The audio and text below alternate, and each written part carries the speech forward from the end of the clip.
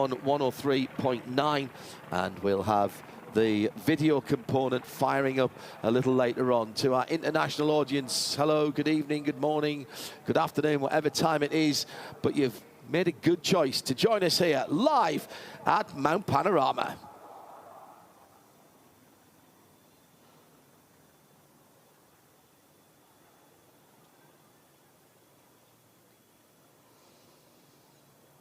Well, already had plenty of headlines made here in the 4 free practice sessions that we've had so far with the cars out on track. A couple of bronze sessions, a waiver given in the first one for Valentino Rossi to get a bit of extra time in, and he made good use of that to get to the top of the timings, and that's hit the headlines here in all of the newspapers and on the sporting channels as well. It's really made people sit up and take notice even more of Australia's international endurance race.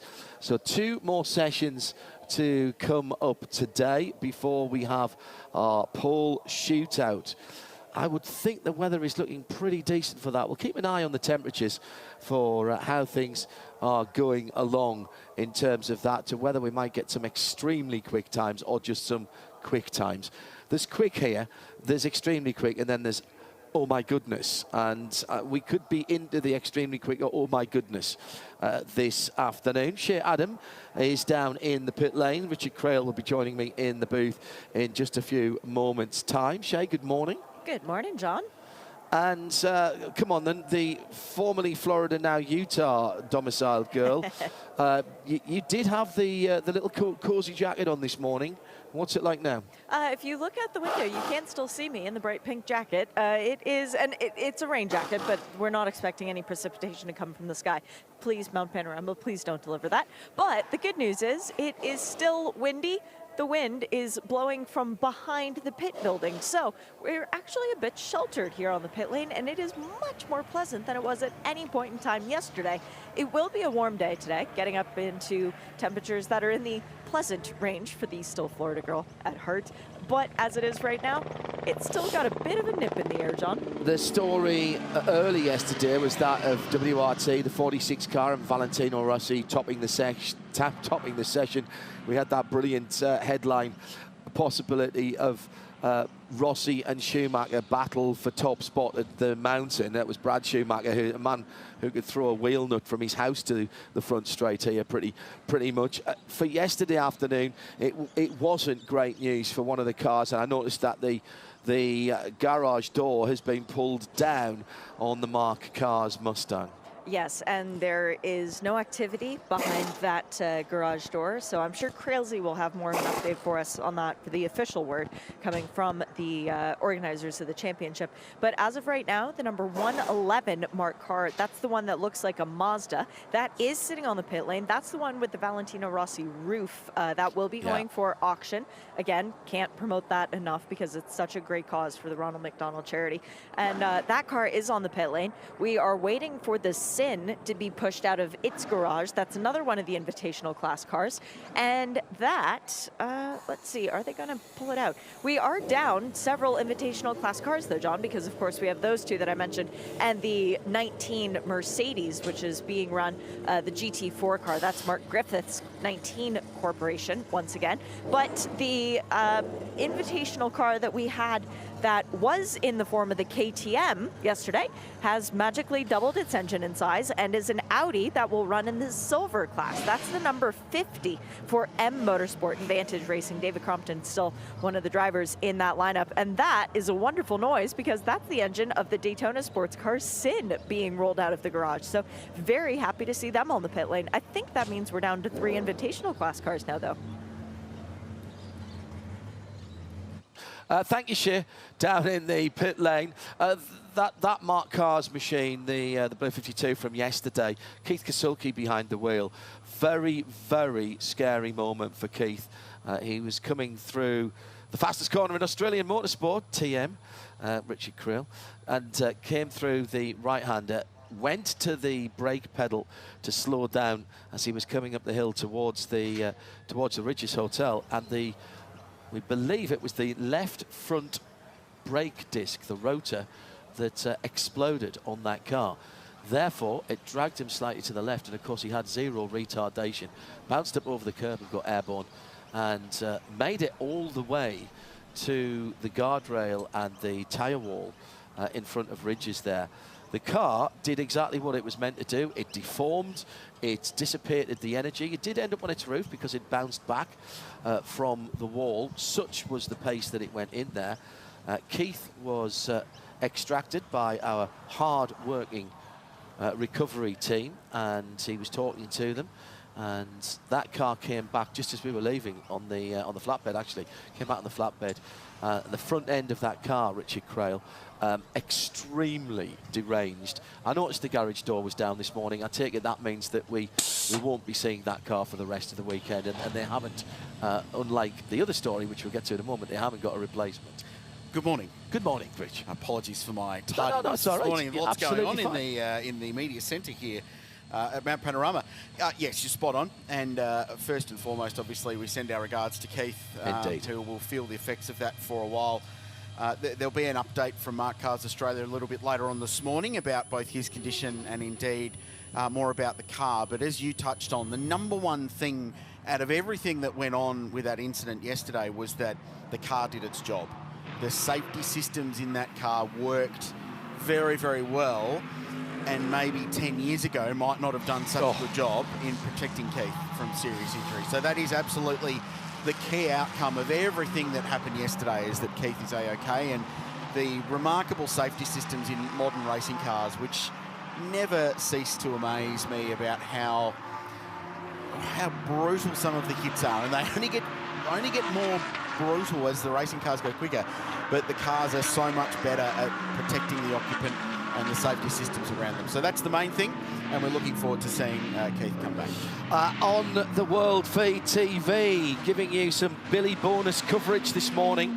We weren't originally going to have this session up. It's going to be limited, but we wanted to get you into the feel of the event this morning. Our riggers, all of the people who come in early and do the yeoman's work of getting cameras set up and linking things to our gallery truck down in the back of the paddock here, have done an outstanding job. All of our techs have been flat out this week, so thank you to them.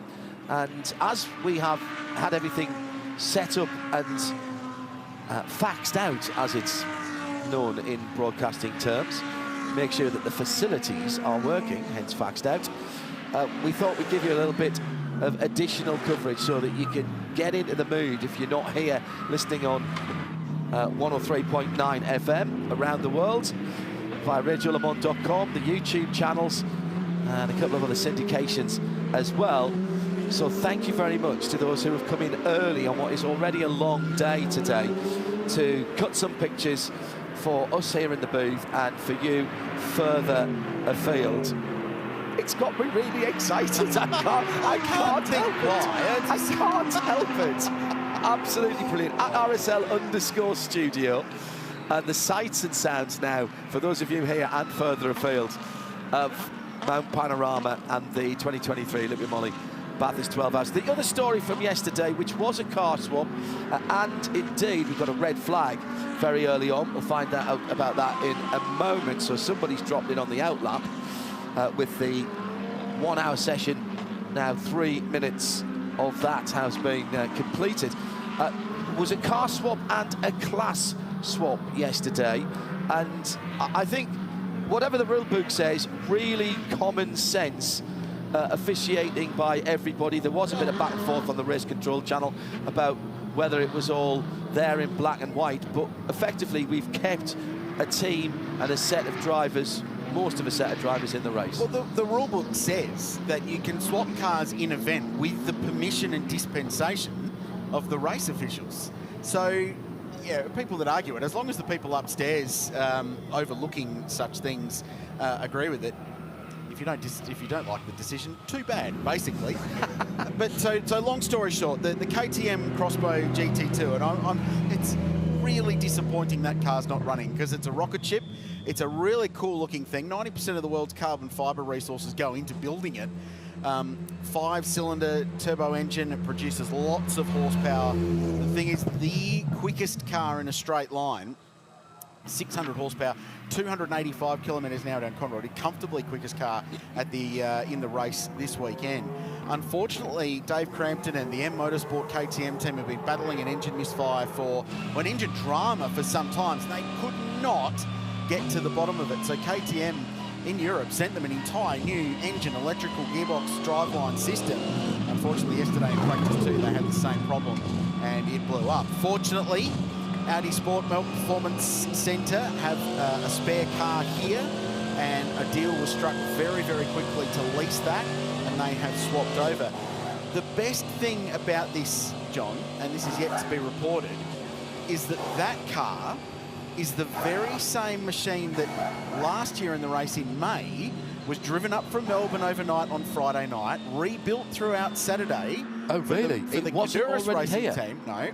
It was rebuilt, it was upgraded to Evo specification at the circuit, and it made the start of the race last year after Theo Honduras had a big crash on Friday practice. It's the same car. So 2 years in a row, oh, right, it's been the super sub for the race. That car has never been on the entry list until the Saturday morning at this race, which is a cool story. So well done to the KTM M Motorsport team. Well done to Troy Russell and the team at Audi Sport Customer Racing Australia for doing the deal to make it happen. And Shea Adam has more from the pit lane. You're not missing any action out on the track. Everyone's cycling back to the pit lane just to come and see you, Shea. Yeah, exactly. Well, me and Dries Van Toor are standing out here on the wall watching all these cars coming back in. No damage on any of the cars, so that's the good news. Dries, you're in your fire suit, getting ready to go out around the circuit, but sharing a car this weekend with two guys who have never been to the mountain. How do you both get them energized about it and try and calm them down a little bit? Yeah, it's quite difficult because they both have quite a high energy peak during the day. No, I'm joking, but no, I mean, they're both talented and experienced enough to get their way around the track, and I can give a little bit of my knowledge. It's not like I'm the most experienced guy here, but like I said, I give a bit of my knowledge, and yeah, and then it's up to them as well at the end. You do have the knowledge of how to win at this place, though, and a lot of knowledge also from your brother, Lawrence, who's driven very well here in the past. Does that help you when you come here with a new car, not only to the team, but also a new car to the mountain? Yeah, but it's a difficult way because, you know, like you said, it's a new car, it's a new challenge for us. So we really have to, you know, start from zero again, which is not easy. But yeah, like you said, the experience I have here and the help which I had from my brother in the past, and knowing to be able how to do this race a bit helps. But it's still a difficult process when you start from zero. Is it going to be easier this year that the temperatures are a bit more forgiving than they have been the last couple of times you've done the race? Yeah, it feels like it's a lot more cold than the past years, so hopefully it stays like this. I think on Sunday it will get hotter again anyway, but it's also good for us as drivers to just have a bit of a more relaxing time in the car, otherwise it's way too hot. But our car actually has good aircon, so it's not too bad, but it's also good for everything. It's for the tires, for the engine, for everything, so hopefully it stays a bit like this. The only turbo car in the field, do you think that'll give you an advantage when the temperatures are cooler? Yeah, hopefully. I mean, should normally do. So hopefully we can make that use, and otherwise, yeah,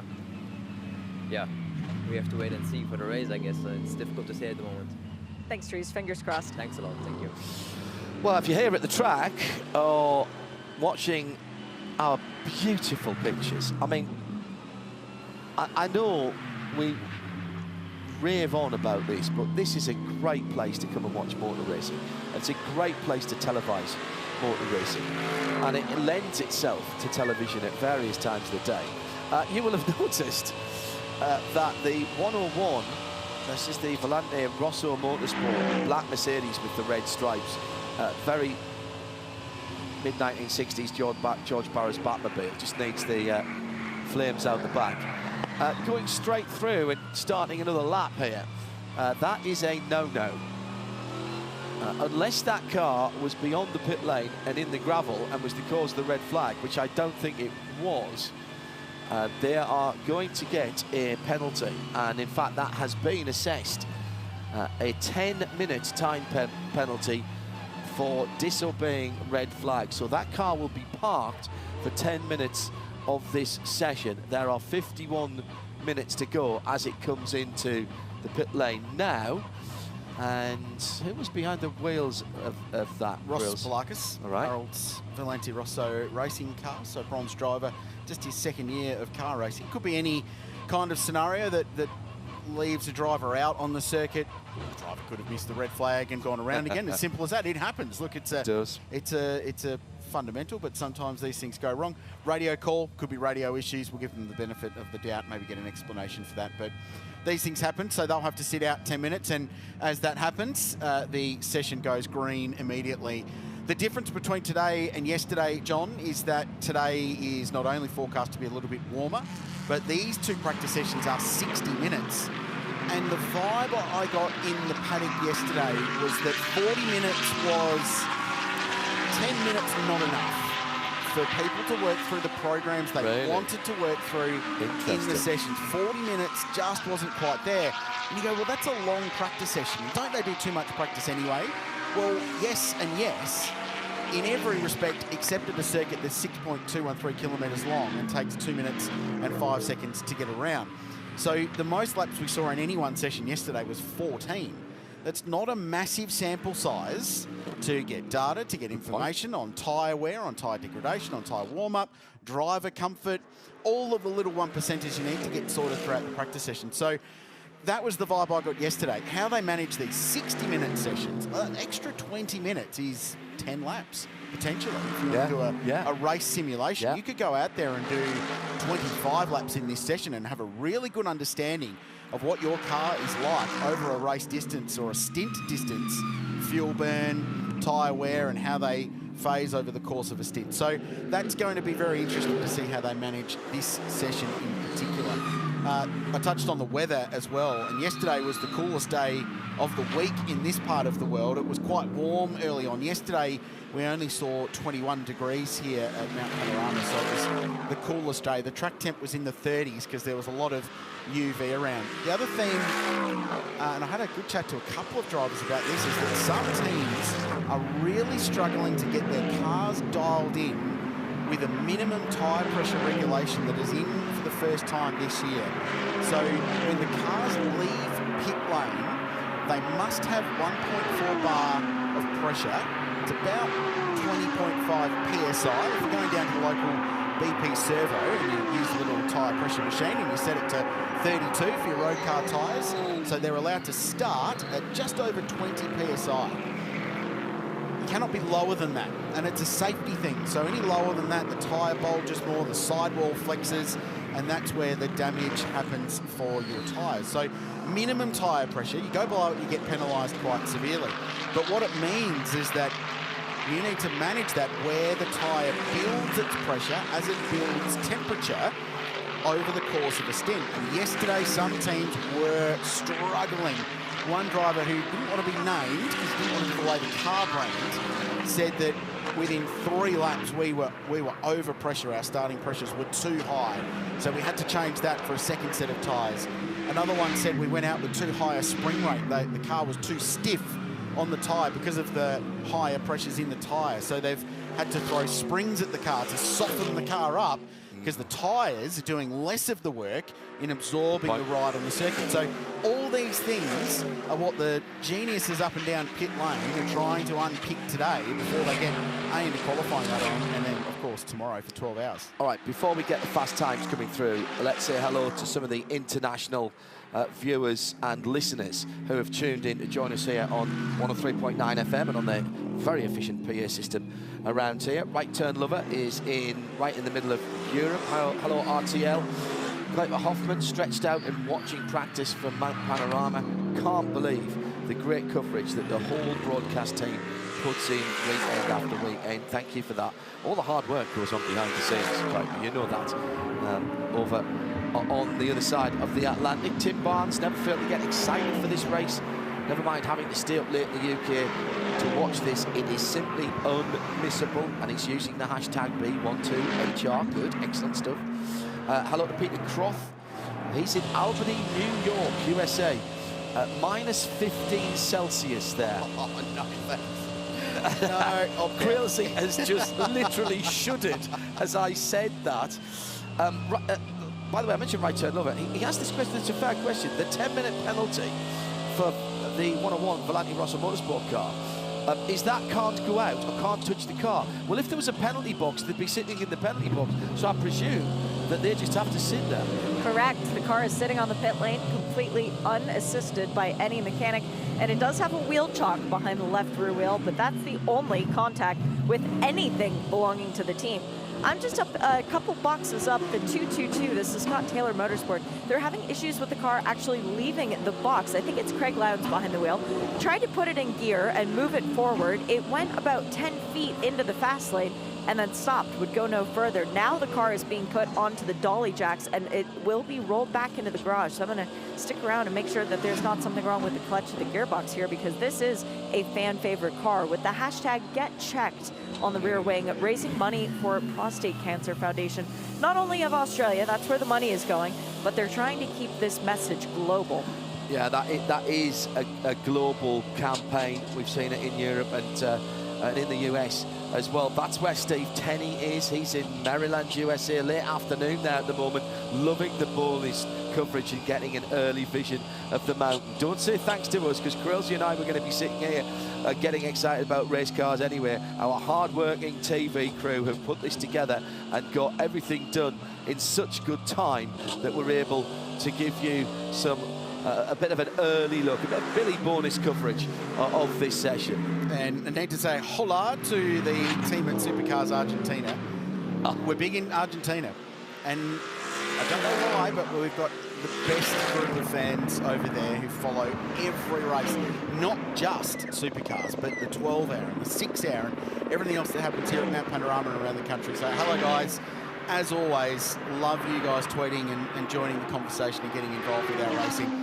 I hope things are nice in Argentina. I don't know what the weather will be like in Argentina. Southern Hemisphere, so they'd be in a summer? I don't know how that works. You'd imagine so. Anyway, let us know. They'll tweet us, I guarantee you. Currently 11.2 degrees shown. It feels warmer than that outside. Bright sunshine. That feels like temperature 7, which is extremely unseasonable. But I'm looking at a few people with hoods on, but lots of shorts being worn. People getting around in the thong, so that's all right. It will warm up to just over 20 degrees today, which is nice. It'll cool down about 19, 18 degrees C for the Pirelli shootout this afternoon. You have to explain to the international audience flip-flops. Thongs. Flip-flops. Thank you. Or jandals for our New Zealand audience. There's a lot of people will have gone, it's how hot they're walking around in thongs? Yeah, well, I've seen crazy things, John, at this place. Not at this event necessarily, nor the one in October, but yeah. There are stories to tell. A 60-minute practice session is not long enough to do that. No. Hello to Andy Droy, to Dan Vitale, to Patrick Dron, to Gert. How do we all feel after Daytona and the trip to Bathurst? We're all right, actually. Normality is set in again. It's become something like that. Talk, the big talk. Enjoy the pictures, those of you watching. We're waiting for some times to come in. Suspicion and talk, Crailsey, as reported by John DeGeese, who's also come around from Daytona for Sports Car 365, in an interview yesterday, that a change to this date, pushing this event back a couple of weeks because of the interest that's coming in from the US-based teams to allow them to get, even not the cars, but certainly the teams and some of the equipment around here. Yeah, certainly nothing official yet, we should state, don't worry. Yeah. Nothing is changing, but it was theorised in a round table with the event director yesterday that there could be a potential to look at where the event slots. And there's an argument going, well, why do we need to do that? We should be catering to the Aussie audience. Agree with that. But at the same time, this is one of the hardest places in the world and most expensive places in the world to get cars, drivers and teams. So you need to be cognizant of other events and their spacing on the calendar. So for a GTD team that wants to run a car at the Rolex 24 and then bring their crew and their drivers and down to Australia to race in this race using another car, for example, a week isn't enough time. And it's fine for Matty Campbell, who can slot in thanks to Porsche in seat 1A and be looked after and get a good night's sleep on the plane down here, but for Joe Bloggs, who's changing the right rear tyre, who's just done a 24-hour race at Daytona, then has to fly 25 hours to come here and do a 12-hour race in hot conditions, that's far from ideal. So, look, it's been theorised, it's just talk, but it shows where the interest is coming from in this race, and that there is an enormous amount of international interest returning to Mount Panorama for the 12-hour. Look at the times coming in. 888, Brock Feeney with the Mercedes AMG GT down to a 2:04.4. Good luck.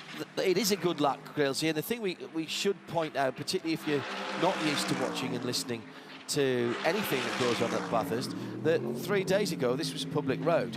So this track is evolving, and in fact, in terms of the potential for fast laps, will be at its very best about 10 minutes before the end on Sunday afternoon. Yeah, well, probably before that, because by the end of the race you get the 12 hours of marble build-up. That's a good point. Debris and all kinds of clutter on the circuit. So, honestly, it's probably best this afternoon at about 10 minutes to 5 when we crown the Alan Simonson Pole Award winner. Found a friend down here in the pit lane. Alex Davison, welcome back to the mountain. It's been a couple years since you've done this race. What's it like to come back and all of a sudden you're back at the mountain and you're driving a Mercedes? It's really exciting. It's the first time I've done this race in anything other than a Porsche for a little while. Not the first time, but first time for a while. And it's, fantastic to do it in a GT3 car again. We did it in a Carrera Cup car last year, which was great, but when you're driving around looking in the mirrors for 12 hours, it's slightly stressful. So, we've got a great bunch of guys. Scott, Jeff, Craig and I, we all get along really well. Relatively low stress within the team, but obviously we're pushing hard and want to do well also. You've got the same crew back together from the win last year. That's got to be a great start to trying to go in and defend the title. Absolutely, absolutely. We sort of all work together all year, even in the Carrera Cup Championship. I work with Scott coaching, and Jeff's in our team as well, and then Scott and Craig go back a little bit as well. So we all sort of just get back in the groove as we did last year and work together really well. So we're aiming for that, Pro-Am podium, but it's very, very competitive in the Pro-Am class. So we need to get all our ducks in a row to do well there. You guys have the best message in the paddock, though, on your car. A much bigger reason than just being here for racing. Are you feeling the extra fan support from that? I think so. We get a lot of extra fan support with having Craig with us because he's a big deal up here at Bathurst. But we're supporting the Prostate Cancer Foundation. It's sort of touched, not directly, but touched a few of us indirectly with family members and stuff, and it's a cause that is very important to Scott and Craig in particular. So last year we had, get out of the way here, we don't get run over. Last year we had fantastic support from the fans. The car was covered in signatures for the people who donate money to the foundation, get to sign their name on our car. And unofficially raised over $60,000 last year. I think it was actually more than that though. So we're hoping that's another, we want to get a podium at the race this year, but we'd love to do better than we did last year in terms of supporting that foundation. So good stuff. Thanks, Alex. Thank you. Car's still in the garage, guys, but it's looking more and more positive. Like Craig Lance will finally get some laps around the mountain this weekend. Alex was saying every time he's gone by on the wheel, it's been a red flag or some kind of niggling issue. And I said, well, that's just Craig trying to stay dramatic and stay fresh for the race. A great point, Shay, and good to hear from Alex. He and his brother Will, their dad Richard, who's a well-known identity in the Australian motorsport landscape, was touched by prostate cancer, as so many, and members of Lowney's family too. And in fact, the number of stories in Aussie motorsport in the last 36 months of people that going to renew their licence and go through the standard blood tests and physicals to do it have discovered they've had it without even knowing. And it's a blood test these days. You don't even have the awkwardness around it. Neil Crompton, John Bow, some pretty serious names have both found out that they've been affected by it without knowing otherwise. So please go and get yourself checked. It's very important. I am going to go and sponsor us to sign that car. So I'll make a donation. We'll go and sign the car and be part of that. I think our names need to be on it for tomorrow. could be the good luck or the bad luck for them. I don't want to say the only either way. time my name's going to be on a car at John Other than your Hindorf. distant cousin. We've had the Hindorf name here before as well. Hello to David Drinkwater, who's watching and listening. Second in class here a few years ago in a GT4, I seem to remember. Crailsy in the little Porsche. David, nice to know that you're tuned in as well. 26 degrees in Argentina. Oh. And they're still frothing about winning. They said we're one world champions or something. I'm not sure what Didn't that's know about. they played cricket in Argentina. No, did they? exactly right. Absolutely. Christopher Haase has gone quickest in this session. 35 minutes to go, by the way, in practice number 5. This is the final hot pit lane session where teams can practice refueling in race conditions as well. 204.15 for the young German who have been around here plenty of times. Knows his way around. Sheldon van der Linde second in the BMW at a 204.2. Fred Vervisch, that's the 55 Fuchs Racing entry, 204.36. SVG in Triple Eight has punched out a 204.3. Good lap for SVG to get the super cheap car up there. And Yasushi Hinba on the wheel now of 777, finally starting to get some pace. He had a frustrating day yesterday. He said everything we threw at that car did not work. So they were having a pretty deep and meaningful when I went down and annoyed him in the paddock last night. Yasa, pretty affable about life though, but was just scratching his head about what that car was doing. So they're working hard on that. For those of you playing the class game, the Boycell Watches Pro-Am class, currently quickest is the 65 Sports Bet entry. Fraser Ross behind the wheel, their third outright. Daniel Gaunt on top. Two-time New Zealand Grand Prix winner, by the way, is young Daniel.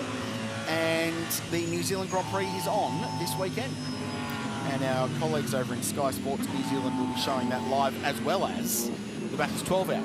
So they've got multiple Sky channels. There'll be lots of motor racing on, and good luck to our colleagues who are both working on the broadcast. Our friend Greg Rust is on the team there to call the New Zealand Grand Prix at Hampton Downs, which is an amazing racetrack. We've got a great field, 20 cars set for that. Dan Gaunt running here this weekend in the silver class, and 15th outright. Jeff Taunton from Mark Cars Australia leading the way in the Triple One.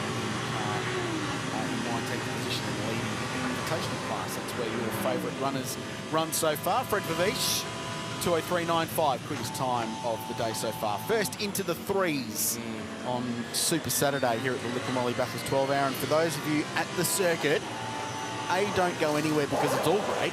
B, qualifying starts just after midday. C, 1:30 Formula One car on this racetrack. Formula One car, John, at Mount Panorama. I can beat that. I saw it this morning Yes. in a petrol station. They were doing some filming. Yep. And as I was driving up to the mountain, I looked to my right, and Eve says, oh, look, there's the Red Bull. Yeah. And I went, oh, yeah. What? Yeah. Double. That's Bathurst. You just never know what you're going to get when you drive into Bathurst. A Red Bull Formula One car.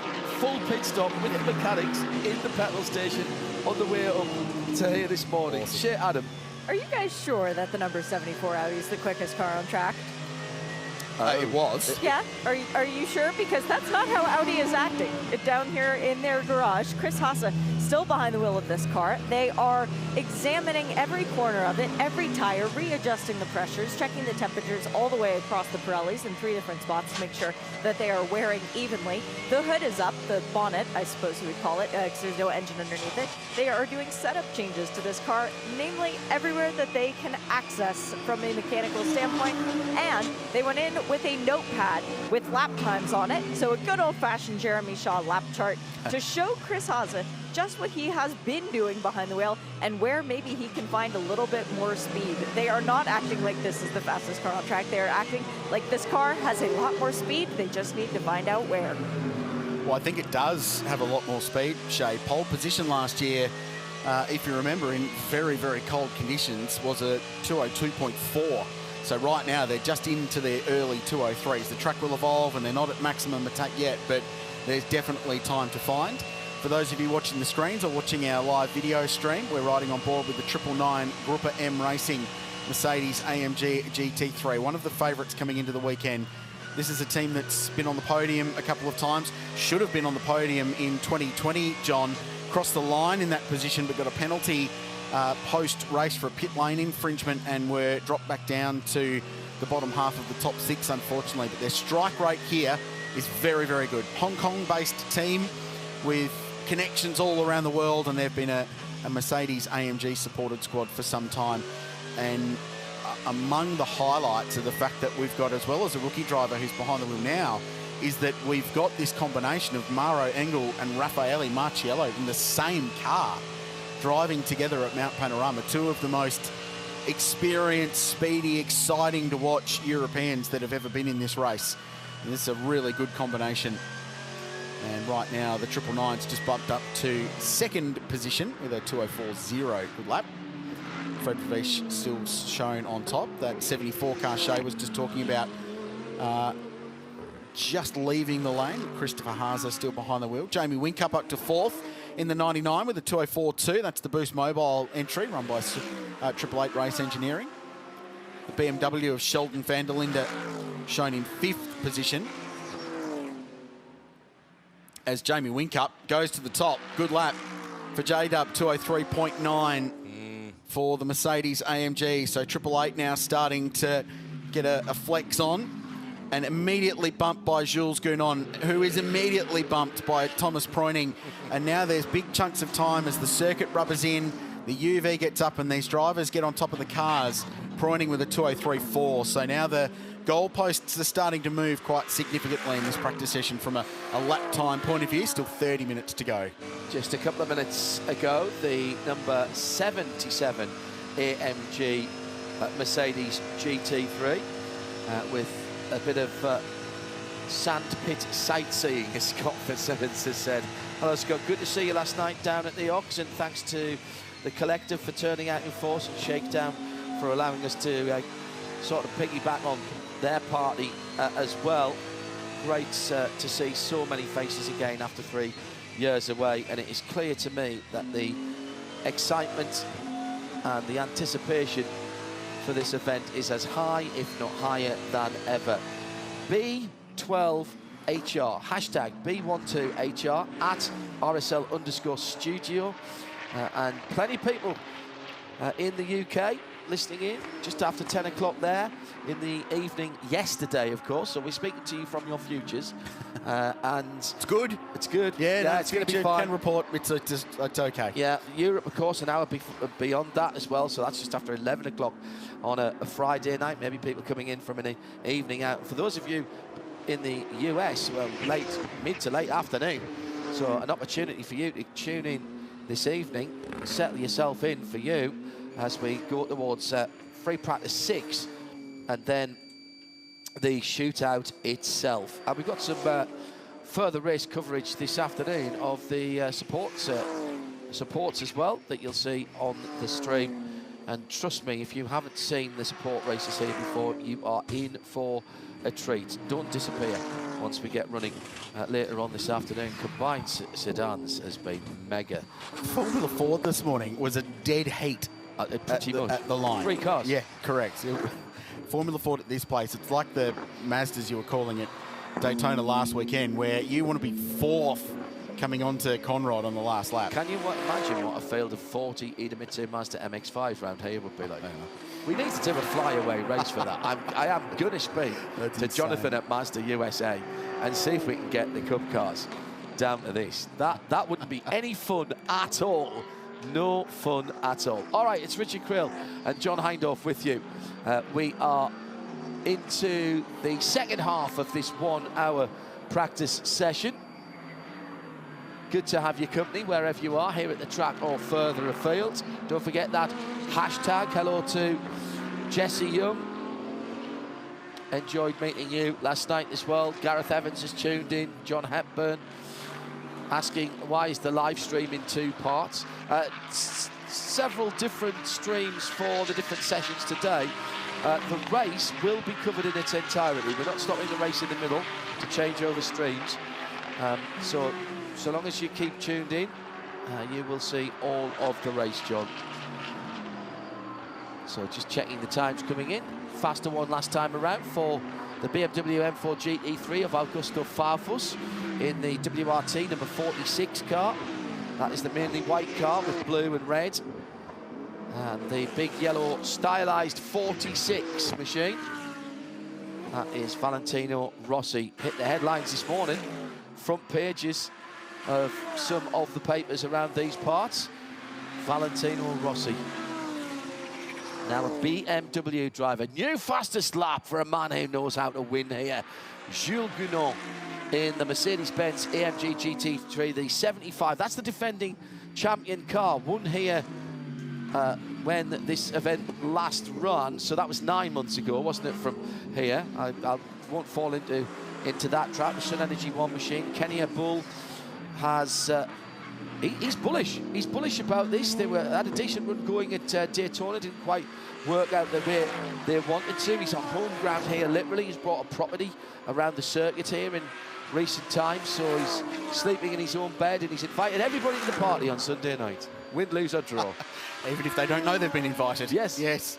Even if he doesn't know that they've been invited. Actually, and for those of you here at the circuit, and those of you that are in the broader Bathurst region, actual legitimate party at the circuit, upstairs from where we are, on the pit roof, free for anyone in the precinct. DJ Brooke Evers will be performing tonight and tomorrow night, immediately at the conclusion of on-track running. So get upstairs, food and drink, DJ playing, amazing atmosphere. The weather's going to be great. Watch the sunset. Could have brought some records to play. Do you not play? Get on the decks a bit. The old ones. I've got a record collection. On the old ones. Unfortunately, Pink Floyd's Dark Side of the Moon on LP doesn't have the DJ vibe I think they're going for. I'm just throwing it out there. That's sort of thinking that would be a different type of party. I don't think it's going to give the vibe. Yeah, I would play Telegraph Road by Dire Straits in its entirety, but it's not the vibe they're looking for, I don't think. Anyway, Jules Gunon is quickest still with a 2:02.8 now, so that's the first lap into the twos. That's a little bit more serious. Hello. That's a little bit more qualifying spec. 2:01.2860. 2:01.2860 set back in 2016 by SVG. I'm still not convinced we'll get near that, because that was a much newer racetrack, and there was a tyre war and all sorts of stuff going on. But at the same time, the pace will be hot this year. So's the noise of that AMG, Shay, Adam. Yes, it is, and it's the one with the fire all over it. That would be the Sun Energy 1 car. So fire and hot and warmth and all that is exactly on point for this car, guys. They've just done a brake pad change, and brake pads, not pads and rotors, so that's different from what we've seen up and down the pit lane yesterday through the practice sessions when people were practicing that. But that was them taking off a set of pads, putting a new set on. No pneumatic air guns to do any sort of a change. So it was old-style-y wrenches, and then, of course, the gloves of doom being put into the hundreds of degrees hot brake calipers to try and pull the pads out. Jules Gunon out, Luca Stolz back in. So you're not going to see a blistering lap this lap by from Luca, at least you'd hope not, because then he would glaze the pads. But don't give him too much leave time before you start watching those lap times. Luca's going to put down a flyer as well. Back in the UK, Simon Mayo, one of my favourite music DJs, has moved from the BBC to Greatest Hits Radio, and he's taken with him some of his well-known features of his radio show, one of which is Confessions, and we've got one here. I feel like I should be playing the music for Spooner in Orange.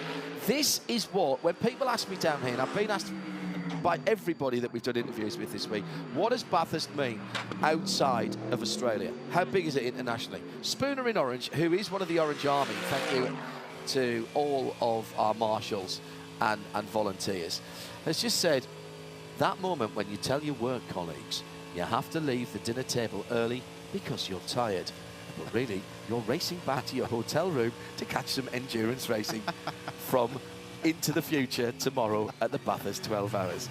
There you go. Yeah. That is what we're... I've actually got goosebumps as I'm talking about that, because that is exact... Repeat, rinse and repeat. Spooner, great confession. Thanks for being honest, with us at least, and enjoying the coverage back in the UK. Just a little update. We had the red flag earlier for the 101 Harold's Valenti Rosso Motorsport car stopping on the circuit, and then you heard about their 10-minute penalty for ignoring the red flag, and they sat out 10 minutes of the session while they were under investigation for further breaches of the red flag protocol. So there may be more penalties to come for that from Motorsport Australia Race Control. We'll confirm that for you as they happen. But these are all the little 1%ers that we'll talk more about as we build up to the race that you need to get right. These are the things that will make the difference between you standing on that famous Bathurst podium, like so many of the greats of our sport have done, and not standing on it. They're the little things. Breach of red flag procedure, driver time infringements. I see all of Audi looking up at me going, don't bring that up again. Oh, no. So these are the things you need to manage over the course of a 12-hour race, and indeed the weekend as a whole. Just to go back to that question from John about the race is covered in its entirety, but because of the length of the race, the stream has to be split into 2 parts. They actually overlap, so you never miss anything. We've got 3 different streams today because of the amount of time that we're on air live and free, and therefore you can watch along today or tomorrow. But my point was that we are not stopping the race halfway through. So a red flag, we need to stop the stream, so we're just going to chuck a lunch break. Yeah. Did you ever do ski electrics with your mate when you fell off? And by the way, hello to the Australian Ski Electric Club, who are here in force, 18 camping spots that they've got around the mountain here. Where somebody fell off, you said stop, and you all had to get your hands off your controllers and wait until you got put back on again, and it was 3, 2, 1, go. I can just imagine that. Okay, everybody pull up where you are on the mountain. I've got a 5-year-old nephew for that. It's like, hey, buddy, my car's off. Quick, go put it back on. Lap time check for you. Augusto Farfus behind the wheel of car 46. That's the BMW Team WRT entry that, well, we don't need to tell you who's going to be driving that with the Brazilian, but he's just gone 4th at a 2:03.8. Good lap. Matt Campbell's jumped up to 3rd in the 912 Manthey EMA Porsche. David Russell, very, very good lap from the man they name Coity. He is in the 47 Superbarn Supermarkets Audi R8. He'll share that with Jonathan Webb, former winner of this race, Theo and James Kanduris, the brothers from Canberra.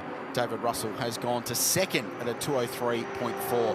Great lap from D. Russ, who finally got himself onto the podium at the Bathurst 1000 in the not too distant past, and there was zero people I know that were disappointed at that. Everyone was just so rapt for D-Russ to get himself up there.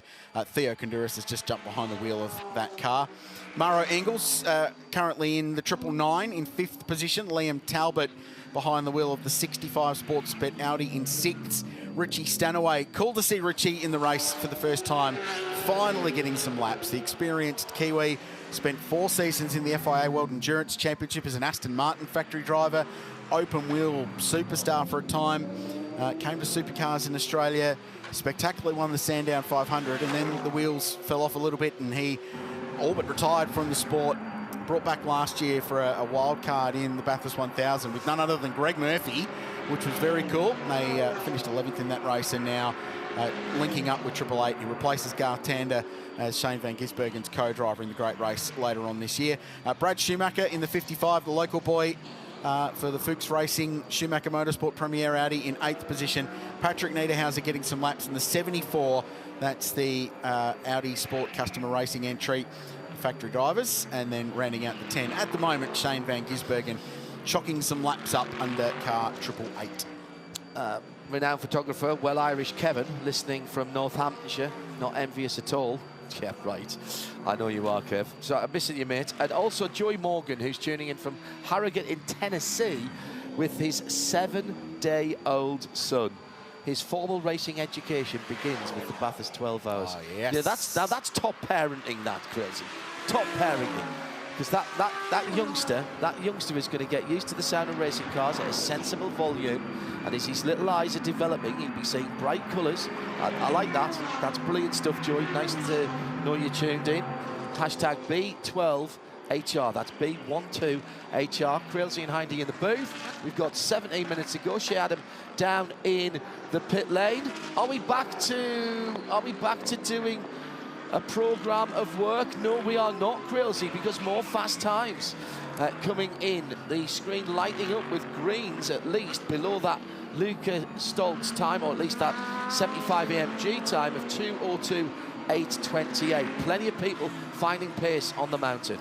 Murray Engel goes 2nd at a 2:03.1 in the Group M yellow Mamba, they call it. It's the car rolling into pit lane now. He's such a very, very cool-looking racing car.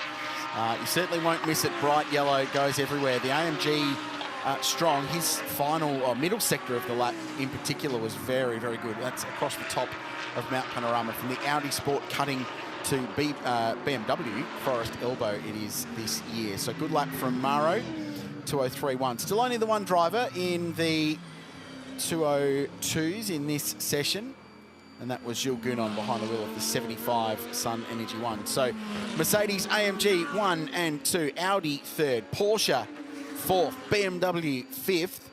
The Lamborghini yet to set a representative lap time. It may well soon, though, because former Porsche Carrera Cup Australia champion David Wall is now behind the wheel of that entry. But so far, John Hindhaugh, so good from an equality standpoint. Very much. Across the GT3 brands. And remember, yesterday, the Lamborghini was 6th quickest overall. Actually, as I do, and being the insomniac that I am, and the nerd that I am, hand up, I'm working through some stats last night, and the similarities between Friday of last year's 12-hour and Friday of this year's 12-hour were extremely surprising. So yesterday's quickest time was a 2:03.99. Last year it was a 2:03.95, so 0.04 of a second. The Mostert Ross Talbot Audi was second on Friday last year, second on Friday this year. Sun Energy 1 Racing were in the top 4 last year on Friday and this year.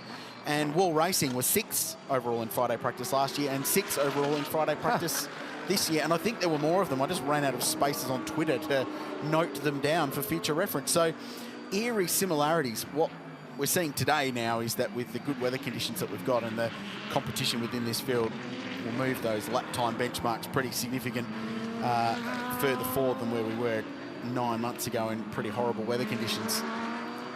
Just under 15 minutes to go. You're watching practice number 5 at the Liqui Bathurst 12-hour for 2023. Australia's International Enduro.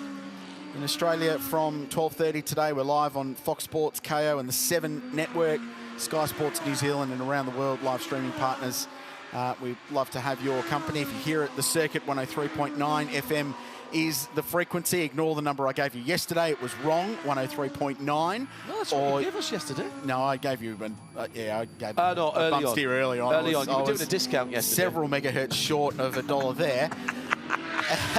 But if you are watching around the track, like mobile device, you can stream the commentary into your mobile device as well. So do listen in and enjoy what is one of the coolest races in this part of the world. Speaking of listening in, would you like a little preview for what's going to come later? Because I'm standing in front of a closed garage door, and there is an engine being warmed up.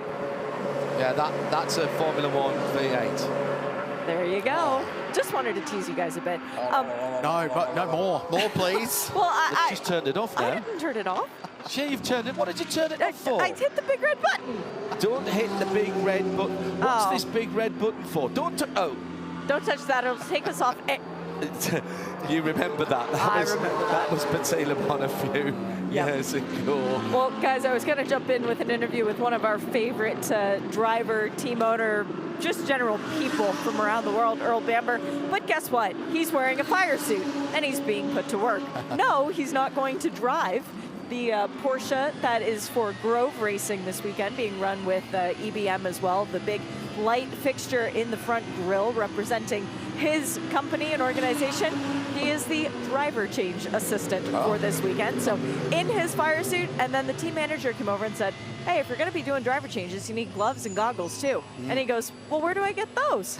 Racing drivers never change, do they? He's the most overqualified driver assistant, isn't he? Like a Le Mans 24-hour winner. Yeah, twice. He's won just about everything there is to win in sports car racing. Won the World Championship in LMP1 back in 2017. Won this race twice as a driver, once as a team owner. He's won the Mobil 1 12 Hours of Sebring. You could go on for hours, exactly. And he's the EB and EBM, Earl Bamber. Yeah, exactly. And congratulations, by the way, this weekend we're missing the WB from EBM. If you see what I did there, Will Bamber, who he and Sarah are finally getting married this weekend in Mexico.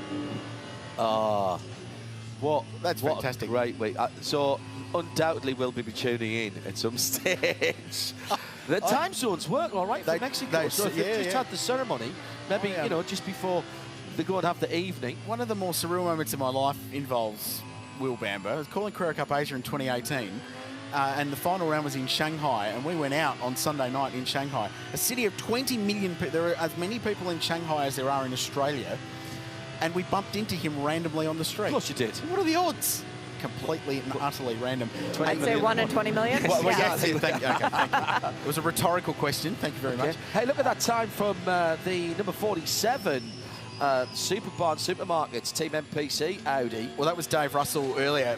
Theo's in the car now, but Dave did that lap earlier. It's a good time. The one I was going to highlight, Richie Stanaway, wasting no time getting up to speed, as you would expect for someone with his level of experience. Behind the 99 Boost mobile car, 2028, second only driver into the 202s, I should say, in this session. So that is a very good lap for Richie, and puts the Mercedes AMG 1, 2 and 3 in the leaderboard. I'd say the wind has dropped even since the start of this session, actually. The Lithium Valley Bathurst 12-hour banners and flags on the front straight are hanging a little more limply. Yesterday, it was like they were made out of Corex board, like we've got behind us here in the booth, because they were so straight out from the flagpoles. So it should make things a little less sketchy over the top of the mountain, where the cars are absolutely relying on their downforce. So what have we got left? Just on 10 minutes, yeah. Just on 13 degrees local, and the wind's, from the southwest. Just a light breeze this morning, Shay. And a public service announcement to those people watching around the circuit. Take a half step back from the fences, please, ladies and gentlemen. Chaz Mostert has been told he is not the fastest driver around the track yet today because, well, he hasn't been in the number 65 Sportsbet Audi. He's just rectified that. And, yeah, he looks pretty amped up. He does the weirdest climbing into the car sequence. Both he and SVG go in head first, John. I don't understand that. But, yes, he is going out on hot Pirelli tires, so this will be a flyer right off the bat. That's a supercars thing, Shay. It's diving in head first. It's just strange.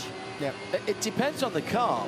Some cars, it's actually much easier to do it that way. I know it looks odd, and I'm, my very, very limited driving career, one car that you had to do that with was that Chevron B8 I drove a couple of years ago at Silverstone. There was no other way that anybody of any decent size who wasn't a whippet would have got in any other way. And I was told, go in head first. I went, don't be silly, you're winding me up. And no, that's the way to do it. Nice to strategically just weave in the driving of the Chevron there. I was at Malala the other year driving the Hyundai XL Cup car. It just doesn't quite have the same impact. But I want to drive the XL Cup car. They used to race here. The races here were outstanding. They're fantastic. Well, you need to come back for Easter because they're running at 6 hour again. So Chaz Mostert plugs himself in. A lot of these teams have been going through a program rotating drivers through. The other thing, and we'll talk more about it in practice 6 a little bit later on, qualifying is not just a one-driver job this year for any team. It takes 2 drivers to make the shootout. I'm going to try and explain it without giving everyone and myself an ice cream headache. But I'm going to do it later. I'm not going to do it. We've only got 7.5 minutes to go in this session, so we'll get to that in practice 6. But 2 laps combined, so there'll be a little bit of practice for that going on as well. Pick your 2 fastest drivers and get a lap time between the 2 of them, and that's what is going to be your qualifying position, or what gets you into the Pirelli shootout later on this afternoon, of course, to win the coveted Alan Simonson pole award. The 75 Sun Energy One Racing Mercedes still fastest, 202.8, set early on by Jules Gounon. Richie Stanaway second now. For 99, 999 is next. Raffaele Marciello getting some laps behind the wheel and just consistently pounding out low 205s. Patrick Niederhauser is behind the wheel of the 74 Audi, and to tell them apart, there are very similar liveries between the 74 and the 777. One in Pro and one in Pro-Am. They've both got the Bend Motorsport Park livery on both of those cars. But you can tell with the colour panels below the number squares on the doors and on the bonnet, and then there's a sticker on the rear bumper as well of each car delineating their class, and it is silver for the Pro class at the front of the field. see Patrick Niederhauser here making his Bathurst debut, another fast European factory Audi driver who, as has been the case so often when they come to this part of the world, they get plugged in, they do 3 laps and they're instantly on the pace, and their ability to get up to speed on new circuits is always outstanding.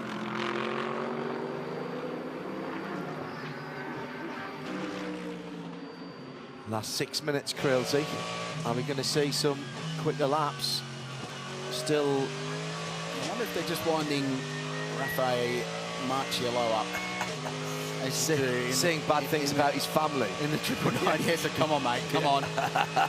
There is a little bit of purple on the timing sector. Purple means quickest of the session. Maxi Goetz has just popped his car, the 888, up into a 203.44 for Maxi, so that puts them 6th. Matt Campbell's now behind the wheel of the 912 Manthey EMA Porsche in that bright yellow and green livery. Grello, it's called, predictably enough. He set the fastest first sector of the session, so looking to improve from there, 203.4. Niederhauser goes 4th in the Audi as the 74 car crosses the line with a 203.357. The times continuing to compress. 2 cars in the 202s as Lucas Stoll starts a flyer as well. Looking forward to seeing what sort of lap time Matt Campbell does. His middle split wasn't his quickest of the session, but it was decent. We'll wait and see what Grello does when it gets to the line. Chat with Matty last night. Well, he goes fastest because, of course, 202.75 for Campbell. Stoltz is in the pits, guys. He's calling it a session. They're having him go into the garage, so we are not going to see the Sun Energy 1 car fastest in this session. Well, it's not about winning the Saturday morning Grand Prix, is it? So, yes. Ultimately, they've got a pretty good idea of what that car's capable of. To punch out some high 2s this early in the program's a pretty decent return. So they seem very comfortable with their car and their car speed. And the best thing is that Stoll's all but matched Goon on there, so they've got at least 2 of their drivers within a few tenths of each other, which is what you need for qualifying later on. Stanaway still 3rd. A few cars just dropping wheels off on the exit of turn 23. That's Murray's Corner, adjacent to the National Motor Racing Museum. Please go over and check that out if you're here at the circuit. Go and say good day to Brad, tell him we sent you. It won't help you, but tell him we sent you anyway. And check it out. There's some amazing displays in there. They've got their Repco 50th anniversary display going on in there with some amazing cars. F5000 there, a couple of old Tiranas, which you and I both froth over. It's a really cool place. Go and see it. Lots of Bathurst history, lots of 2-wheel history as well in there. People forget the 2-wheel heritage of Mount Panorama. And there goes a Porsche to the top. Matty Campbell had been wound up. 202.751.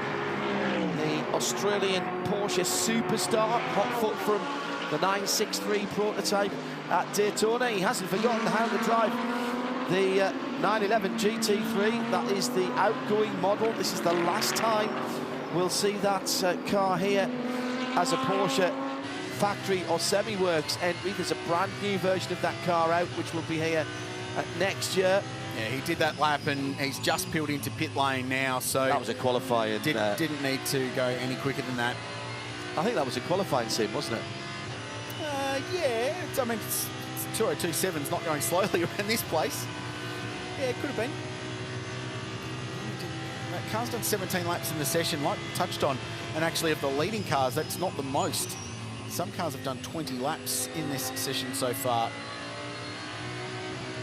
So good running, like we touched on at the start, getting some race runs in, which is so important. 20 laps for car 99, 20 laps for car 999, the AMGs, 21 for 888, with Maxi Goetz behind the wheel now. Lots of valuable lap time and valuable running. For those watching on the stream, it's the Sportsbet Audi, Chaz Mostert behind the wheel, but not doing massive things at the moment, just coasting across the top through McPhillamy Park onto the monochrome skyline. The wheel disappears beneath your steering wheel and then down through the S's to the spares box dipper, which at 60 k's an hour, the legal limit posted at Mount Panorama when you're just cutting laps in your rent-a-car early in the week, is too fast. 60 k's, you need to brake before you turn in there. At 60 k's, yeah, it's crazy. It's that tight, and yet these cars will go through there at about 85, 90 kilometres an hour before whacking the throttle under traction and firing down through the S's. Do you hear that? That's the sound of Matty Campbell going back out for more. They've just done a front ride height adjustment to that Porsche, so there is more speed. Now, yesterday, they heard a lot of scraping through the microphones. The car was actually hitting across the top of the mountain, raised ride height. Looks like they're going to put it a little bit lower and see if they can find a little bit more time. Well, that'll be a validation run, Shay, because they're not going to have time to do a full run, but they'll have time to validate the change, make sure it works.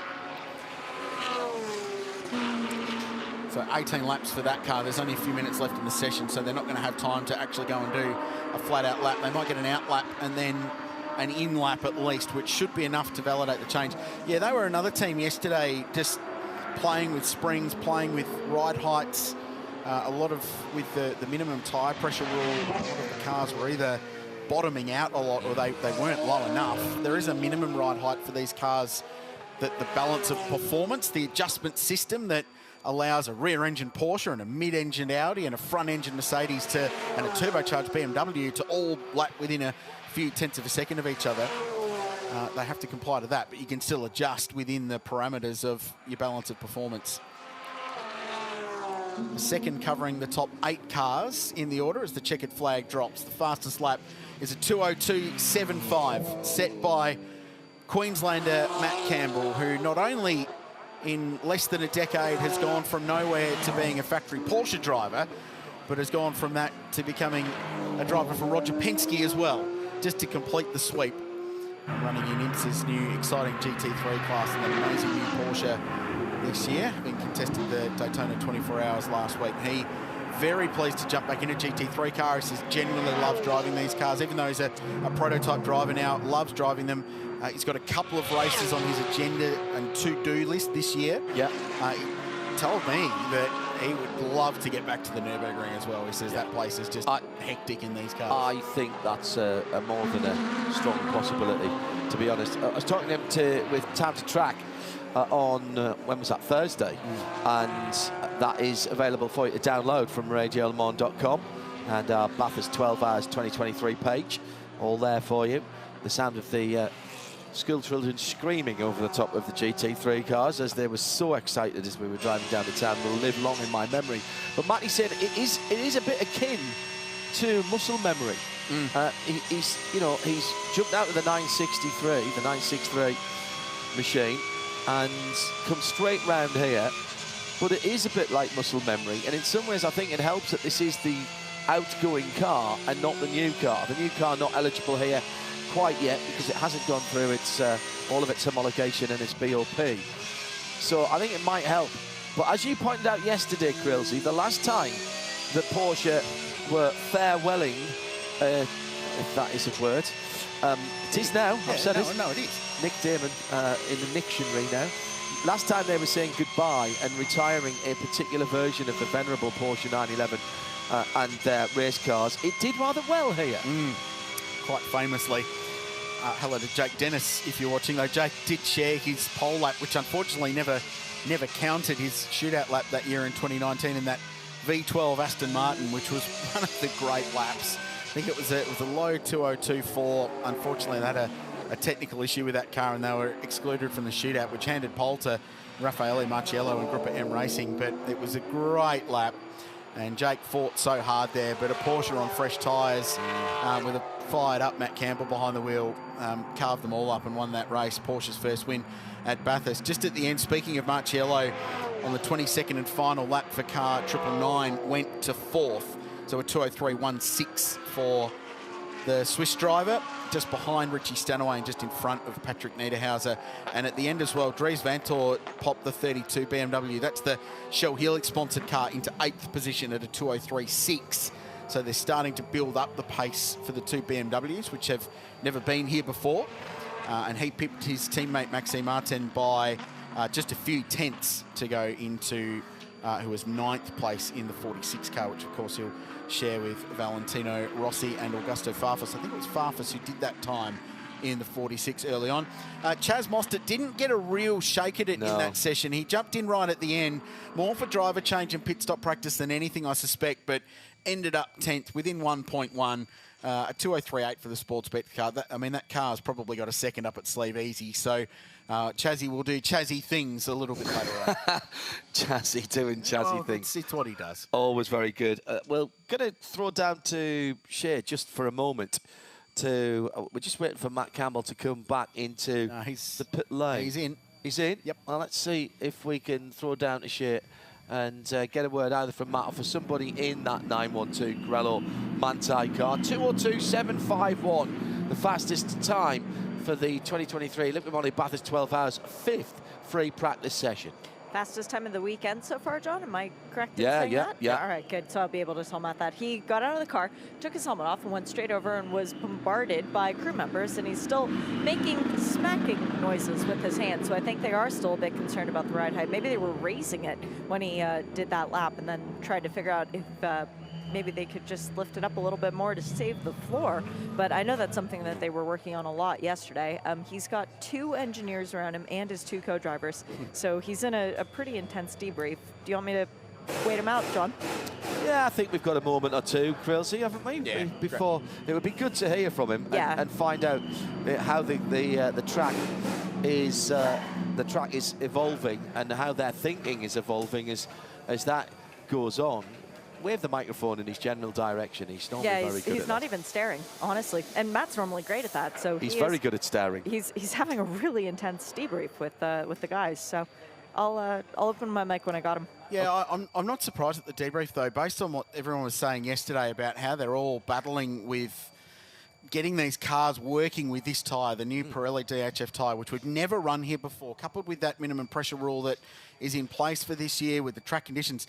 The other comment I had yesterday, JH, was that the track was as green as anyone's seen it at this place for some time. So there was massive struggles, not just getting the car right, but the track is an evolving beast as well. And yesterday, Matt was one of the drivers. He said the track was really green. It was really dirty. The grip level just wasn't there in the surface. And look, Bathurst was inundated with water for much of last year. Yep. So since we last raced here in November, there's certainly no track condition, and we've got to build up to that as we go around. Just looking at some of the stints there. So Matt Campbell did 8 laps in that session. Best of a 2:02.7, average 2:06. There was a trip through pit lane through in one of those laps. Lucas Stoles did 9 laps with a 2:03.2 and then a 2:04.9 average across a 9-lap stint. So a huge amount of consistency as well. Meantime, we've got our AMG C63 out on the circuit. That's our safety car, and it's Craig Baird behind the wheel of that, just checking it out to make sure that the track is still where he left it and everything is okay. As you do. Shit, Adam. Matt Campbell out of the Porsche, fastest lap of the weekend so far. There's a lot more speed out there, isn't there? Yeah, that's for sure. I mean, the track conditions were very, very nice, especially compared to yesterday, having a very green track to start with. So they've improved massively. It's nice and cool as well, so good for the engines. But yeah, I don't think it'll be quite that fast. Maybe later on, for sure. You never know, but yeah, good session. We still need to try and find and tune a couple of things, but yeah, pretty happy so far. Nice to have a Porsche on top again. Yeah, always. I mean, especially with the Grello here, you know, it stands out. So for sure, we want to put on a show and try and get a good result to be able to send off this car the best way possible, like the previous generation. So yeah, we'll give it our everything. It was a long debrief when you got out of the car. You are still looking for more speed, right? Yeah, for sure. I mean, I don't think that necessarily there's a lot of performance left, but certainly just as a race car and making it a little bit nicer overall. So we can be faster over a stint. So for sure, it's nice to be fast over one lap. That's for this afternoon. But you know, in the race, we need a good race car. So it's going to be a long, difficult race. Strategy's going to come into play, and yeah, let's see.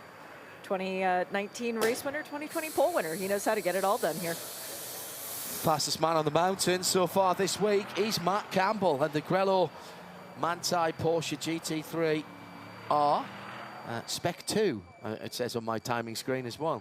That's the 912 car, and they therefore have the bragging rights this morning. What will that turn into this afternoon?